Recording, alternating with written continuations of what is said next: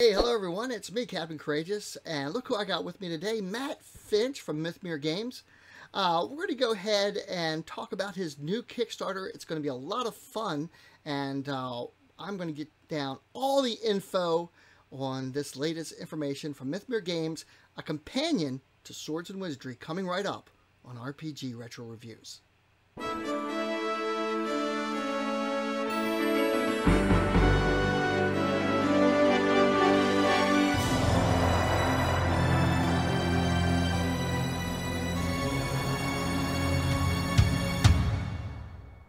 Hey, hello everyone.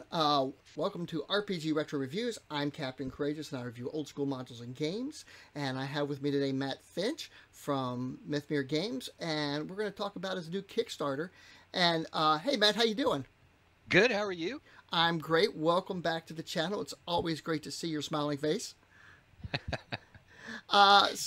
We did some getting ready in the thing because I discovered that when I'm not wearing the baseball hat, the overhead light makes my forehead shine. So yeah, I had to put my sunglasses on and everything. It was embarrassing. So anyway, so let's talk about this new Kickstarter that you started with, and why don't you just go ahead and run with and give a brief overview of the two books that are available now on the Kickstarter page. Sure.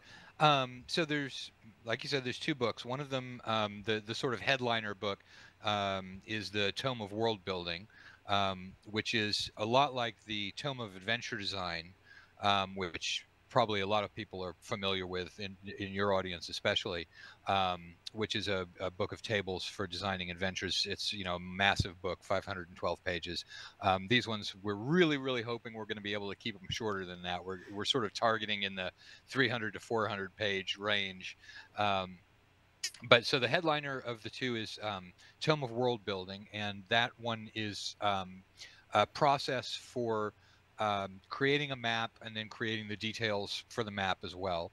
And then the second book is the Nomicon, which is a book of names, and it focuses much more heavily on place names than other books of names usually do.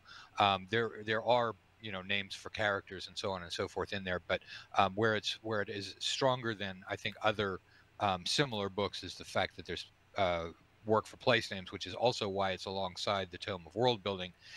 Because I realized when I started working on that names are such an integral part. The moment that you name something, the culture that name is coming from, or the sound of that name is going to begin driving detail to other places in the map that you're working on. If you pick an Arabian name, almost certainly your next terrain feature may be a desert. So and part of the goal of the Nomicon is actually to help people break out of that kind of patterned behavior. If you're using a random generation book for the terrain, but you are using Arabian names, then you can start getting areas that are not that don't fit the stereotype necessarily that you may have in your head. Lebanon was known for its cedar forests, Sure, back absolutely. in the long ago past, and so it helps to break some of the things that may, without even your realizing it, may be a rut for world building. So that's Well, language and culture is a big part of world building, and of course, pretty much everything in regards to the feature of a world is based on language. So language is very important. Mhm. Absolutely. And so, and it actually, the very first drafts of the book, I was thinking that I was going to do both of those two things at once, that the names and the world building would actually be in the same book. And that, it became clear early on that no, that there was going to be just as much page flipping, because you'd get subtables in the names and you end up moving off anyway. So it became clear, what the most useful way of doing this is probably actually have two books open at the same time, so that you can, stay in the one area, of names, but flip around in the world building book, or however it might work for you. So it ended up being two books. The original plan was for just one, but it's a good thing because it would have been like a 700, 800 page book. So Yeah, those things are pretty heavy on the lap. I remember the second edition of Hyperborea Uh-huh. was not only a book, it was a weapon. Oh yeah. So you can, it's definitely after you've been reading it for a while, it gets heavy in the lap. So I appreciate the fewer page count. So one of the things that I thought was really cool is you have some traditional cultural name regimes, but you also have like a fantasy regime as well, like Cthulhuology. Yeah, It, it, there are several. Yeah, it's. I mean, to be clear about the book, it's not. It's a book of generating names, so it's sure, not. It includes a lot of historical names, but obviously, if you're using a table that are phonemes from a particular language, but you're rolling one and then another, those are not going to be real words in the language. And it's kind of fun actually reading through the English section when you realize when you do it in a language that you actually speak and you're like, wow, that really does sound right. And at the same time, it really sounds wrong. So, right. um, Well, you but can so end up yeah, with some so really fun things. so there's Anglish in there, for example, but there's also Chthonic, which originally I was calling Lovecraftian, but then I realized I was pulling just as heavily from Clark Ashton Smith, so I figured, okay, well, we'll just call that Chthonic. But that's the sort of sinister sounding, ancient sounding swords and sorcery Yeah, type of name regime. guttural Um, and and then there's also Dreamlandish, and that is more based on Lovecraft. But the Celiphius and Dreamlands cycles of books that he did have a much more um, high fantasy sort of sound to them. And so there's Dreamlandish is in there as well. And then there is one of my favorite names is Colossoponderous. And that was when I was like, when you have an ancient civilization that you need to think of ziggurats and giant pyramids and things like that. So that's Colossoponderous, and that pulls in some Polynesian, and that's one of the ones you would use to generate names like Sojacanth and Fortress Badabaskor and so that's on. awesome. Thank you. And then and there are others, other made up ones in there. And of course, since I'm on a video, I'm freezing in terms of thinking about what those are. But it also has um, it tends to be larger language groups than actually existed. So, for example, there's one called Troubadouric, which is trying to pull in the names from all of the troubadour things. Chrétien de Troyes, not Walter von der Vogelweide, although he was one. The guy who wrote Parsifal, and freezing on his name as well. But that one contains some Welsh because those guys drew very heavily on a lot of the Welsh stories. So it's a mix of Welsh, medieval French, which was Wow. medieval French. It starts out as Celtic, then it's got the Romans take over, and so you get a lot of Latin put into that language, and then the Franks come in, and so you have a Teutonic language layered on top of that. And so medieval French has more Teutonic in it than the other third language that's involved in that Troubadouric one, which is called Occitan, or it's a Languedoc. Which was a language group that had somewhat less Teutonic in it, and it's more from southern France. But all of those together form one of these naming groups called Troubadouric. But if you're looking to get a sort of Arthurian feel, and also by accident, it's also very similar. So Jack Vance, when he was writing some of the Dying Earth type of stuff, was clearly channeling some of the same sources that I used for that, because it works out sounding a lot like some of the Dying Earth um, location names in there. And that's also great, if you're doing Clark Ashton Smith's Averonia type of stuff. So anyway, that's how the naming groups work in the Nomicon, is that you've got each one is subdivided into personal names, and then various place names. Some of them have more different place name options than others. But that way, when you are working using the Tome of World Building, um, you're generating those one culture at a time, so you can just pick, okay, I'm going to use this naming group for the names in this area. Then you've got them all open in that one book, and it's fairly easy to fill in names of countries, names of towns, names of people, whatever it might be, and keep it relatively consistent sounding in terms of the names that you're using for it. So that was the idea behind that. So that's great. Now, some of my viewers out here may not be familiar with any of this stuff. So, why don't we, if you could, let's Mhm. say I'm a DM and I'm getting ready to start my campaign and I want to design my world. Let's walk through the process of actually using the books and like kind of starting with that. Where would I start? Okay, well, the first thing is a piece of advice that's in the book, which is that actually you probably want to start small Yeah, rather I than read that. starting large. Yeah, you went exactly where I was talking about exactly. Yep.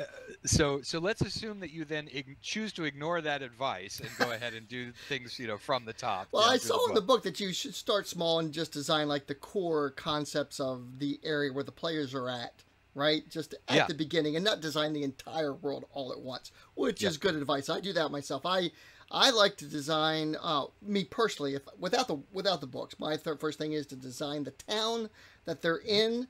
The first adventure or two, maybe the core system of government, but I don't know who's ruling. I don't know any of that stuff yet. And then based on the player backgrounds, I kind of like let it go out from there, right? That's exactly how I do it as well.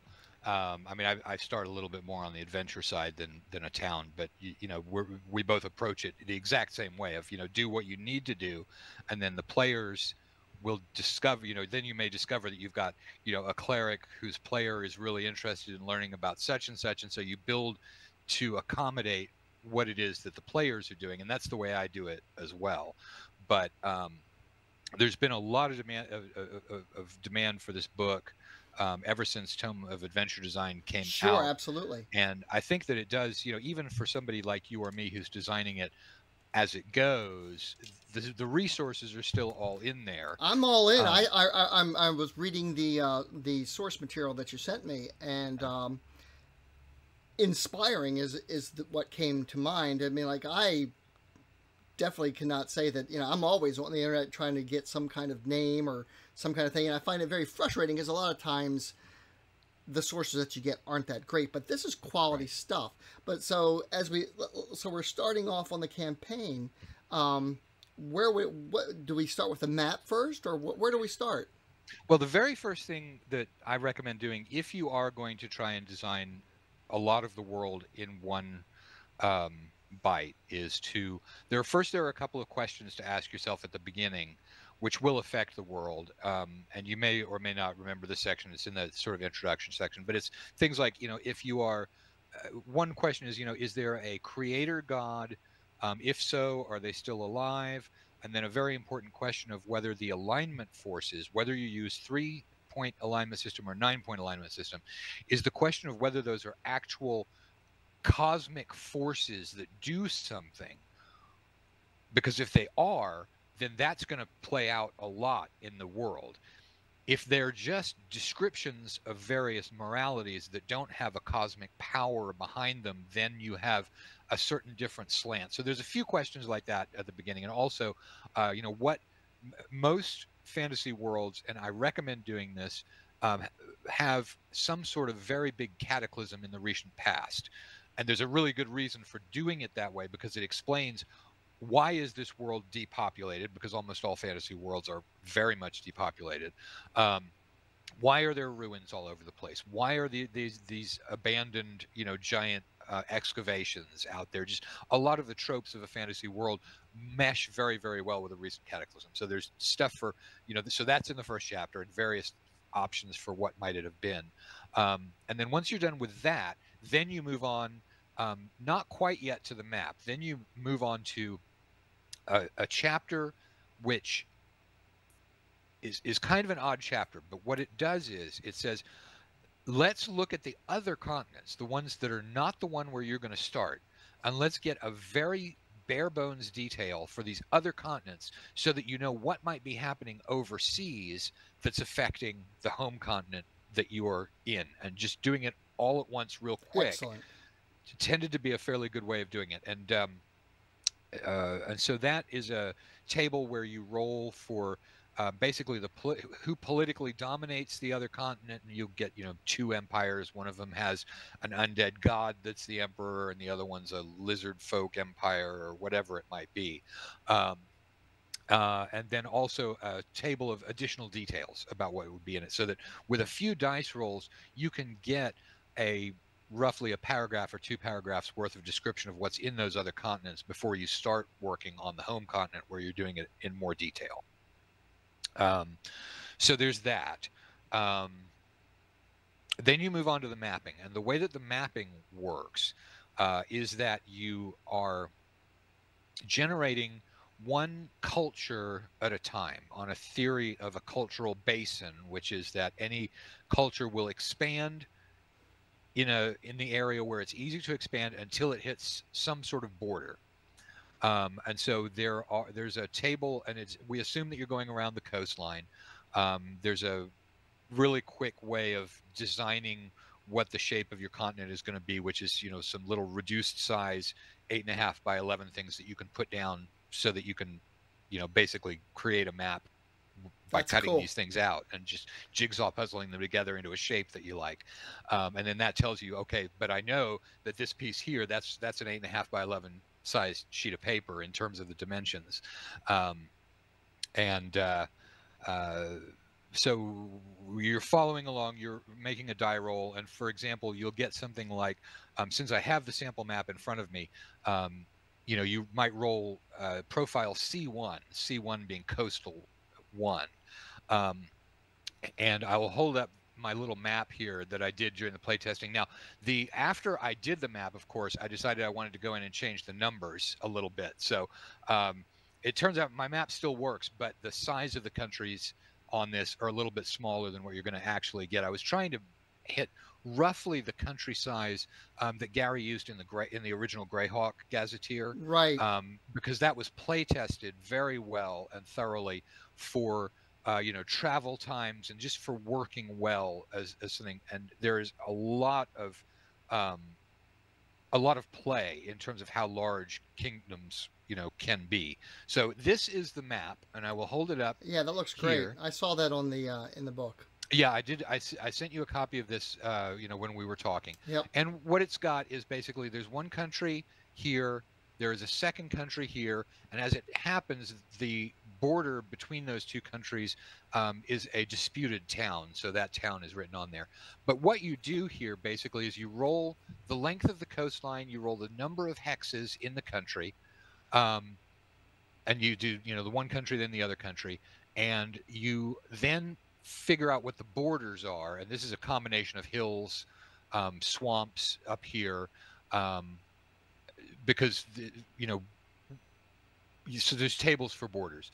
And then this forest here is because that was actually an empty area that ended up being closed off by the hills and everything else. And whenever you end up with an absolutely closed off area, then you roll a wilderness type to put in there. Most of the time, if it's not closed off, that may get filled by an adjacent country, so you leave them. But in this case, it had actually gotten blocked off by the way I did the hills. So you have natural borders too, like so the mountains serve as a border. Yes, rivers serve as borders. You can get all kinds of different things for the borders, and it's mostly forests and rivers, because those are along coastlines. Rivers are a very, very common border, and then forests as opposed to other things, just because most people are in the sort of cool temperate zone kind of mentality. So forests, there's a lot more forests. So and you don't want to end up with hills and deserts and swamps all over the place. As it turns out, I did actually roll a swamp when I was doing this. So this is the sort of geographical effect of the thing, and that's, to my mind, in a lot of ways, that's the least interesting and the least important part of this book, but it has to be in there, because if I'm going to sit down with a world building book, that's one of the things that I'm going to want to see. So it's in there. I think it works well. I think it generates something that's very close to the Greyhawk campaign in terms of what kind of terrain features and how often you see them. But I think where it gets more interesting is that then the next thing that you do after hitting this point, and at some point you're checking in the Nomicon as well and putting names on things, but focusing on the world building book, what you then do is you roll up a cultural template for all of the countries that are in that culture, and most of them will only have a maximum of about 4 countries in there. Um, but if you then go and roll that this is a league of city-states, then it tells you to subdivide those countries, because city-states have smaller territories generally than countries. So based on what it is that's in there, you may end up with actually more countries. But you roll up a cultural template, and then for each of the countries in it, you roll a couple of variations from the cultural template, so that all of the countries in there they fit together with that cultural template, but each one has got its own variation, because variation is the spice of Sure, life absolutely. in adventuring in a fantasy world. So that was the question of, how do I make things work together and feel like they're part of the same culture, but still have the fact that, we crossed this border and all of a sudden something here is different. So Yeah, so then we've got our map, and we've got a basic overview. And I want to do. I did a video, I don't know, about 3 years ago on the importance, why alignment still matters and why it's important. And you really touched on that exact thing that I did in the video in regards to the cosmic forces of alignment. Like, lawful good isn't just a moral stance; it's a physical force in the universe. So you have law and chaos, right? So chaos is destruction, constantly trying to overtake the world, and that explains why there are ruins and things like that. Things that happen. These forces were fighting, these cosmic forces, demons and devils and angels, and all these forces were fighting, and the world just got caught up in the middle, just as a consequence. And maybe these forces didn't even think of the world in any way, or any particular way, but the characters' actions over time become important. Maybe not when they're first level, but when they start to become 9th level and they start to become 10th level, then the things that they've done in the past actually attract these more powerful entities, these more cosmic forces, to kind of recruit them onto their side. Or maybe they're working for these cosmic forces and they don't even realize that they're being manipulated. And that's when it becomes a lot of fun.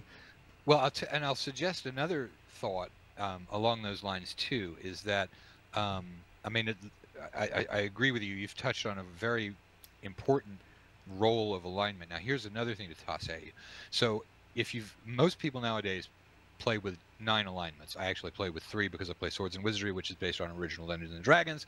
So all of the original Dungeons and Dragons crew, you can tune out for a moment while I'm talking to people who use the 9 alignment system, and we're still going way back, because I'm talking to the 1980s, AD&D first edition players too. Sure. One thing that you can do is to say that out of those 9 alignments, you can still say there are only 3 that are cosmic forces: law, chaos, neutrality, or balance. Good. Depending on what you call neutrality, and there's a whole other thing there that I'm not even going to go into, because right. It's a whole conversation. Yeah, it is. But what I was going to say was, or good, evil, and neutrality, or balance.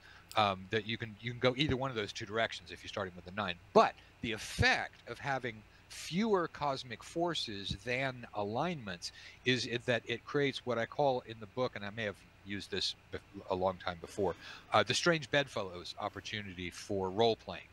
Okay. Which is that, if you think, for example, that, okay, so let's say that law is the cosmic force, which means that there is a cosmic predisposition for the gods to want clerics of lawful good, lawful evil, and lawful neutral to all work together in the same church, because the cosmic forces just don't care that you've got a more nuanced moral view than they do.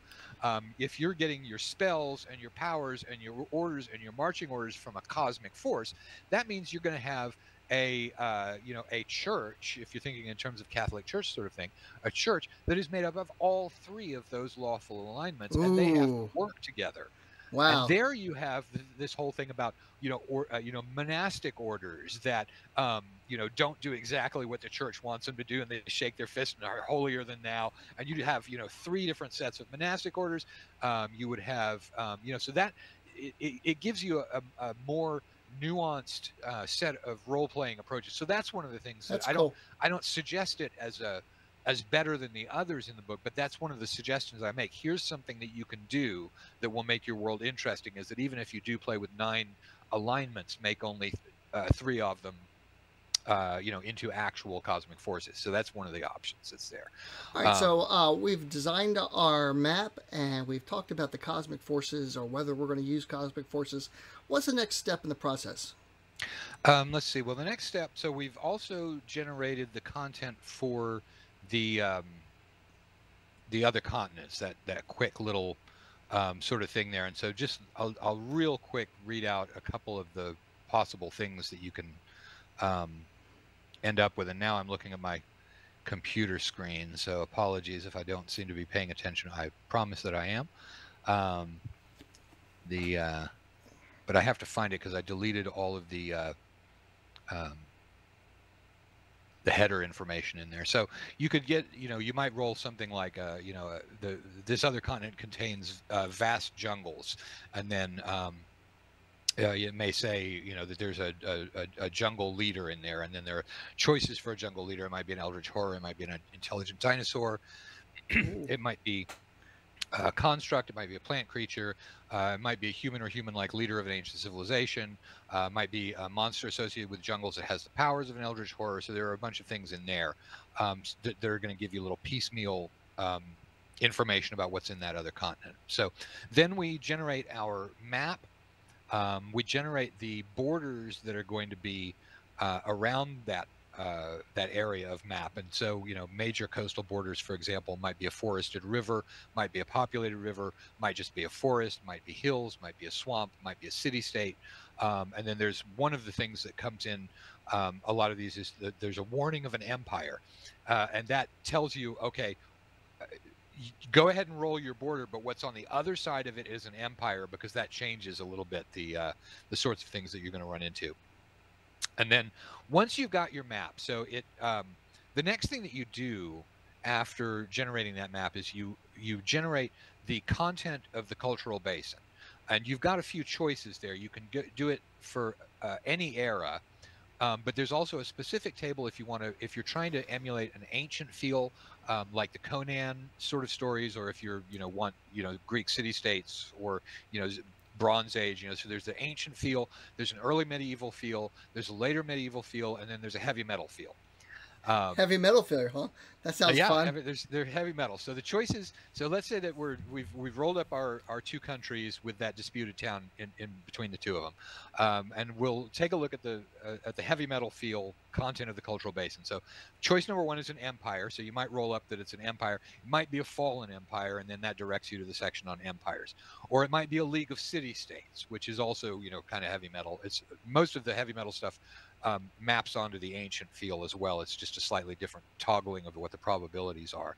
But it might be a league of city-states. It might be a disorganized realm, where usually what's going on in a disorganized realm is that you don't have a king at the moment, although you have a throne, and you've got a crown, but you haven't got anybody there, and there's sort of warfare to get control of the realm. Sounds like an opportunity. Yeah, exactly. Or you could just have standard countries, or you could have a tribal area, or you could have city kingdoms. And the distinction between a city-state and a city kingdom is it's coming in sort of later than a lot of the ancient stuff. Well, it's ancient. Take that back. But that's where you have a city that has got a king, but in the hinterlands you have tribes, and the city doesn't have enough power to take over the tribes and form a more traditional kingdom, and the tribes don't have enough military force to sack these cities. And so the city kingdom is the kind of thing that you get in the ancient world, especially in areas that aren't as fertile land. Anytime you've got nomadic herding populations, you would often see this sort of arrangement showing up. So you roll for the content of the cultural basin. Those are the choices that you would get with the heavy metal one. And so let's say that you rolled up an empire. Then you would go to the table for empires, and you would roll for the type of empire. And it might be a fallen empire, it might be a true empire, it might be a medieval empire, which is modeled on the Holy Roman Empire, which famously was said to be not holy nor an empire, not holy, not Roman, and not an empire. So those are your possibilities there. And then for the empire, you can get you roll for the ancestry, because it might be a non-human empire. It might be an empire that has non-human rulers. So there, you might have the non-human rulers might be an aristocracy of genies, might be a titan, might be an aristocracy of giants, probably storm giants or cloud giants, might be a god emperor, and that the god emperor takes you to the chapter on deities. Might be a monstrous leader. There's a chapter on monstrous leaders. Or it might be a high-powered construct like a golem or a machine that's in charge of an empire. And the rabbit holes continue to go deeper and deeper than that. Well, I'm inspired. I want to start writing right now based on just the thing you're talking about. I don't even have the book yet, but already my imagination is going wild. So obviously this is going to be a great resource for DMs to just get their juices going, because man, it's so hard. You're sitting down there with a blank sheet of paper and just, where do I go? Where's my inspiration? Well, it is. That's the whole reason for these books, is that it's way easier to start with something, even if it's wrong, even if it's a dumb, combination of two ideas. You can look at a dumb combination of two ideas and say, well, this is dumb. Here's why it's dumb. Wouldn't it be better if this? And then all of a sudden you're off and running. Yeah. Whereas, that blank sheet of paper is way harder. And so what what Susie and I have tried to do in the design of this is to pack as many different idea sources onto one page as possible. And so, in the Tome of Adventure Design, and let me pull out a copy here.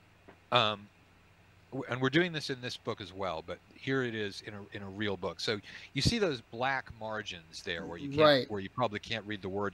That's what we call the apophenia engine. And so reading from this side of it, and this is about adventure design, but it says, oh wow, I need reading glasses. Okay, so reading from the top down, it says emerald, an old feud, the archivist, evidence of a trap, a chapel, capture them, a characteristic of the vulture, loud, chain of evidence, the planets, depends on your perspective, cows, carved from a tusk, mastodon, fashioned of flesh. And it's just little tiny micro prompts like that give you ideas for adventures. And we're doing the same sort of thing in these two books. In the Nomicon, it's mostly going to be names, because there are so many different formulas for names, that seeing that variation when you're doing it will be helpful. But in the Tome of World Building, it's going to be more along the idea of more along the lines of ideas, things like that. So we've got a lot of political things. One of the things that I really like is that in the very early chapter on the book, it recommends that you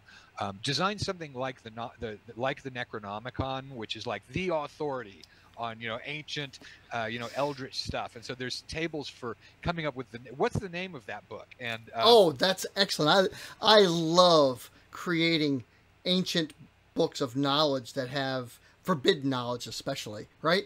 That yep. And the Book of Edon, the Necronomicon, the Lays of whatever, just all of that. Immediately I'm intrigued with that idea. Yeah, well, let me actually scroll up on mine, and we'll make one for you. Okay, right awesome. away. So there's two different possibilities for it. There's one where it's just a legendary book, and I'm going to actually roll some dice here, and we'll generate Dave's legendary book. So that's going to be a 37. So it's the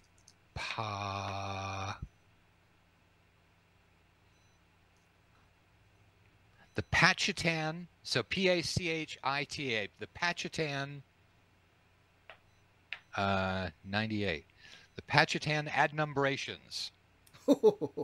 Adnumbrations is not one of my favorite entries on here, but you could get stuff like the Pachitan Ciphers, the Pachitan Codex, the Pachitan Epitaphs, the Pachitan Fragments, the Pachitan Librum, Tome, Grimoire. There's all kinds of different options in there. And then you can get a little bit more detail on that as well, because there's the question of, well, where is this thing? Because it's probably, this particular book is probably not in your world. You can generate them for your world as well.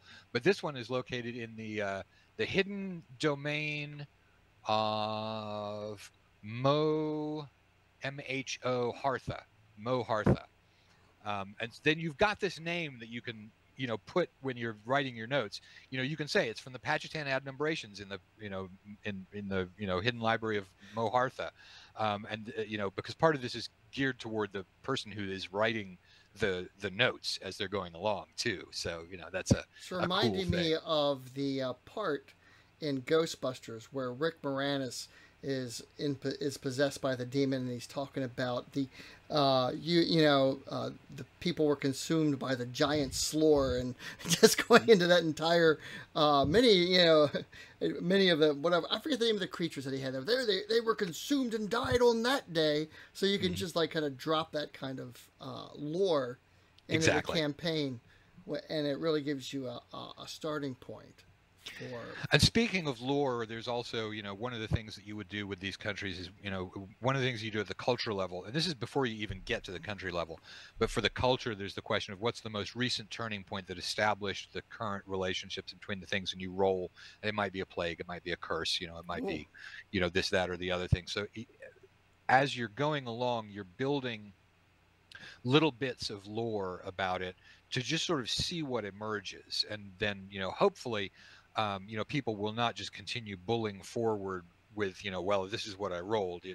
It's not designed to do that. It's designed to give you Inspire. ideas that then shape themselves, and it slowly weaves the overall picture as you're Sure. the more of these cultures that you have done, the more that you've already got in your head. Well, there was an ancient war, well, there was a plague, and that you can include some of the bits of lore that you created for one of the earlier cultural basins, and then tie that into the new one that you've done, even though you didn't actually roll it. So it's that's the way that the process is appears to work. So Well, that's excellent. I'm very intrigued with these books.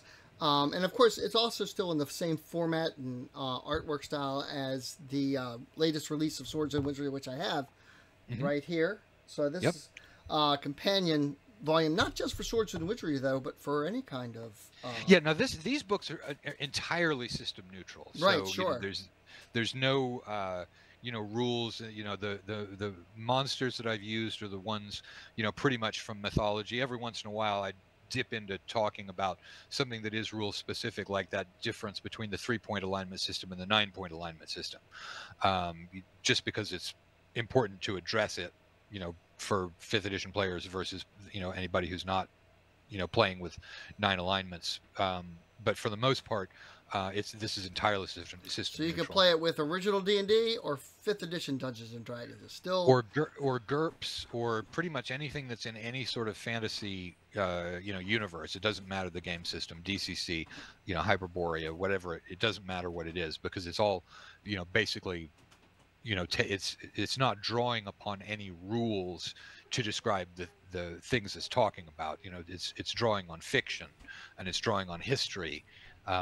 So it does get to the point of what character classes, so it does talk about basic character classes. The word ranger is in there, but yeah, they're entirely system neutral. Okay, a real quick question. So let's get into a little bit of the specifics of the Kickstarter itself. What are the pledge levels, Matt? Okay, so there's one where you can get both of the books in PDF, electronic format, which we'll distribute through drive-through, as pretty much everyone is familiar with how that's done. There is one where you buy only one of the 2 books, and a lot of people have pointed out, hey, what I want is one of the books in hardback, but I want the PDF of the other one. How do I do that? And the answer to that is just get the pledge for the one book, and then wait for the backer kit survey. That's where you can grab an individual PDF. And then the third option is buying both of the 2 physical books. That's basically your all-in pledge, sort of a thing. We really try and keep our Kickstarter tiers as few as possible, so that it's just very simple. I like what that. it is Yeah, that you're looking for. Because great. I've done so many. I've seen so many Kickstarters where you're scrolling and scrolling and scrolling. You're like, I have no idea which one of these combinations is the of products is the thing that I want.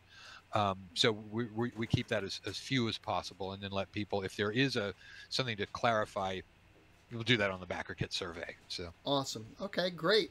So this is ongoing right now. When is it going to end? It's ending. I think it's October 15th. Okay. So from today, guys, till October 15th, Yep. you have to get in on this. I'm going to include a link in the description so you can get right into it. And Matt, I want to take the opportunity to thank you so much for You are very taking welcome. the I time. always enjoy being on your show. Well, I enjoy having you. Guys, thank you very much. And as always, my friends, may your D20 roll true and game on.